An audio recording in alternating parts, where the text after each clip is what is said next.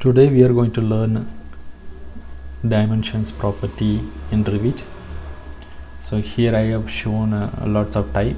So to start from the beginning, I'm going to close this project and I'm going to create a new one.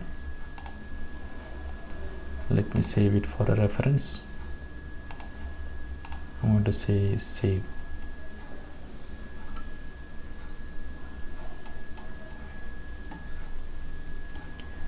Let's create a new project with the standard template, default metric. Here we have a new project. Okay. While seeing the dimension, so we have all the dimensions types here under annotate tab. So here to see dimension settings, you have to click the dimension drop down button, and then here you can have an option to change all the dimension type or to create a new type. Okay, so for now what am I going to do? So I'm going to draw a small wall. I'm going to architecture, I'm going to take wall and draw a small wall. So when I'm just drawing the wall, I can see the temporary dimension here. So if I select the wall, the temporary dimension is always visible. If I click the dimension icon, so this is becoming a permanent dimension. Okay, so that can be used in the sheet. If you want to edit anything, you can edit here. Okay, so now we have a dimension. If I select here, I can read in the properties linear dimension style. That's a family name. It's a system family. You cannot have a dimension style outside Revit, so it's a system family. And you can read diagonal 2.5 mm Arial. That's a dimension type name. Okay, to create a new type, you can select the dimension and go to edit type and duplicate, and you can give your own name. Let's say I'm going to say it's a test dimension. Okay, so now I have a separated dimension type. Here you can see separated dimension type have been created. Now I can play with the properties. Now if I select, you can see test dimension name here. Okay, if I select the dimension, so here you can see there is a leader checked. If I uncheck the leader, so the same thing getting unchecked in the properties also. If I check the leader, it is getting checked in the properties also. So leader will get activated if I move my dimension text. Okay, so if I keep it in the same position, then the leader will get hide. If I keep it here, if I have to bring this text back to the original position, I have to select the dimension, right click and say reset dimension text position. I'm going to select the dimension, and here I'm going to dimension properties type parameter. It's a type properties dialog box. Okay, so in the first line, first row, you can see dimension string type continuous. It is continuous type. So for example, in case if I have a multiple wall, like I have a wall here, here and here.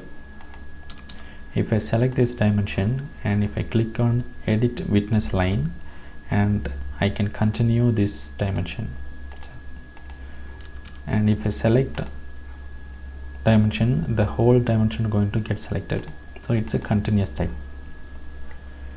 So I'm going to edit type again, and here in the right side you can see a small down arrow. If you click there, you can see there are another two type. One is baseline and one more is ordinate. Let's check baseline and ordinate. I'm going to select a baseline and I'm going to say okay.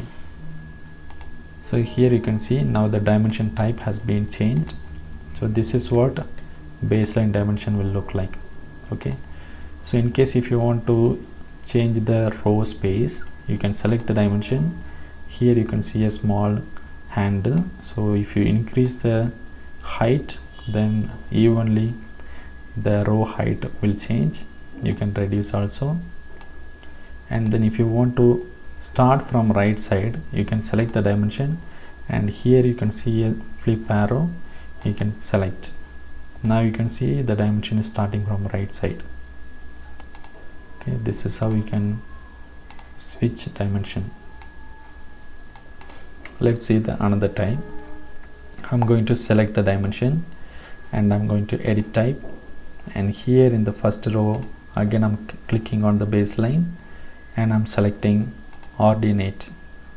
So here you can see whenever I change my baseline, my the following row also getting changed based on the string type. So I'm giving ordinate, I'm going to say OK. So ordinate, if you see, the starting point is going to be 0 and the next position going to be measured here, and it is increasing with the length.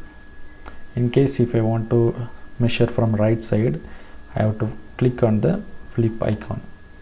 So now it is starting from right side, counting from 0, 1281, 2081, 3691, 5391. So these are three types in dimensions. Let's see other parameters. I'm going to select, I'm going to edit type, and I'm going to say it's a continuous dimension, and I'm going to say OK. So I'm going to hide all this icon. So I have just hidden elevation symbol. Okay. Now, so I'm selecting the dimension again. I'm going to edit type, and here you can see leader type. If you select leader type, so you can see arc and line. So now arc is activated, so arc is there already. If I take the text outside, so I can see arc leader is available. In case if we go to edit type and if I change it to line, and if I say OK, you can see the arc now it is changed to line. Here in the line, if I want to add a shoulder line, then I have to go to edit type again, and I have to change it to, I have to give some distance for shoulder length, let's say 3 mm. I'm typing 3 and I'm going to say OK. So here you can see the shoulder length, now it is added. I'm selecting the dimension again, going to edit type. So let's keep this as arc itself, and I'm going to say OK. So I'm going to keep all the dimensions in the same place,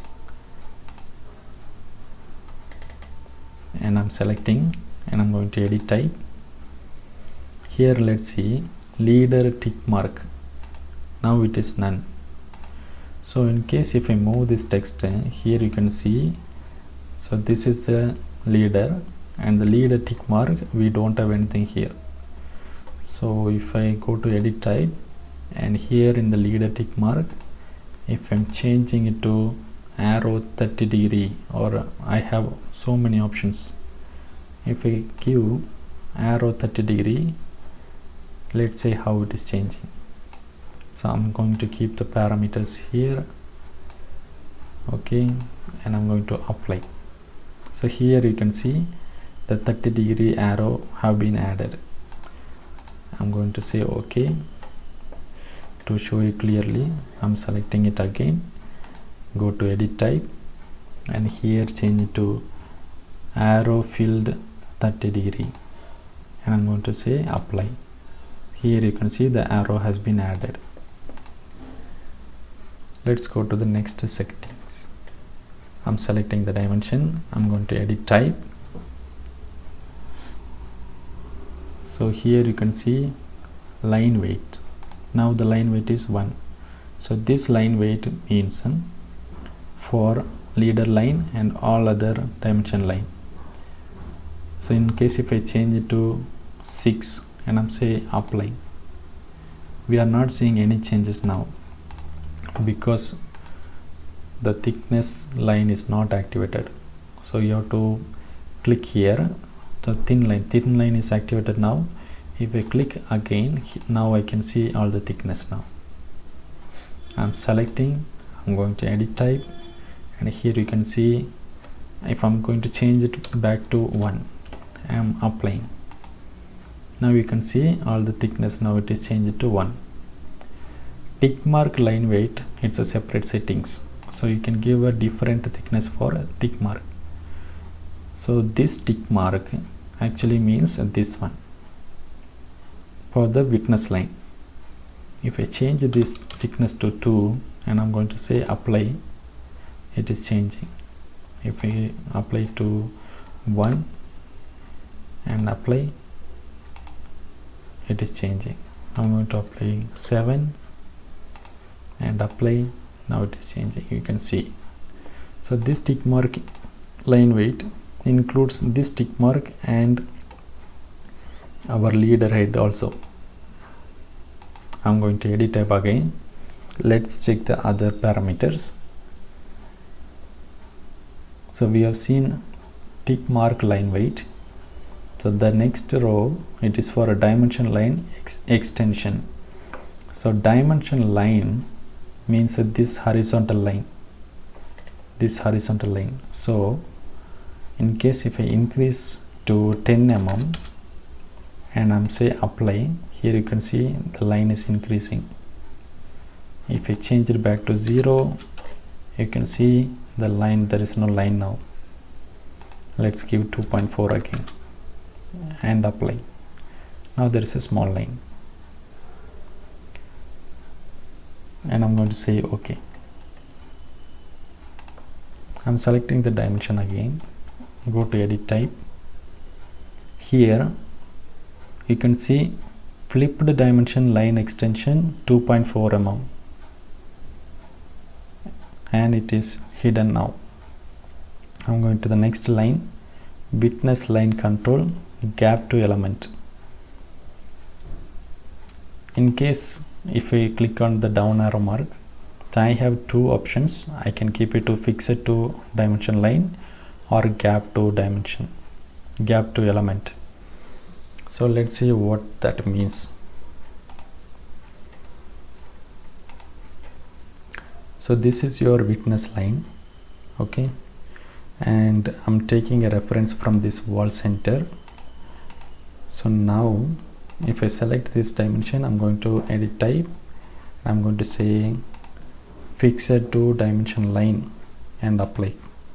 Here you can see this is fixed to dimension line and the witness line length is 2.4 mm. In the next row you can see if I change it to 7 mm and apply, the line is increasing. In case if I say gap to element and apply, here you can see a small gap and it is extending till the reference. Gap to the element, next row we can see it is 1.5 mm. If I change it to 3 mm and the gap will increase. If I move this wall down, then the line also will extend. If I move this up, then the line also will go up. So I'm selecting the dimension again, I'm going to edit type. Here the next settings is witness line gap to element. We have seen witness line extension, so we have seen now witness line tick mark. So witness line, this is our witness line, there is no tick mark, it's a dimension tick mark. Witness line tick mark we don't have, so now it is none. In case if I select the down arrow and if I give 30 degree, let's apply and see what happens. So here there is an arrow getting added. If I say none, there won't be any arrow.